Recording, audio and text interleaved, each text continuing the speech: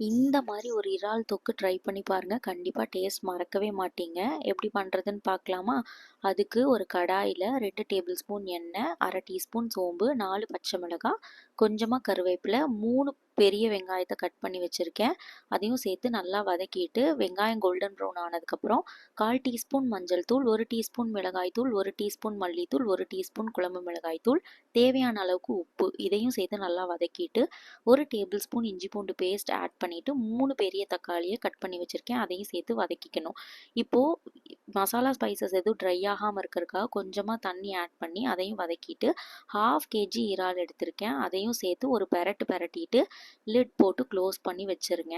கரெக்டாக ஒரு 5 மினிட்ஸ் கழித்து எடுத்து பார்த்தீங்கன்னா ரொம்ப சூப்பராக எண்ணெயெல்லாம் பிரிஞ்சு தண்ணியெல்லாம் வற்றி ரொம்ப ஸ்பைஸியாக ஒரு டேஸ்டான இறால் தொக்கு ரெடி ஆயிரும். கடைசியாக பெப்பர் விட்டு இறக்குங்க. டேஸ்டான தொக்கு ரெடி.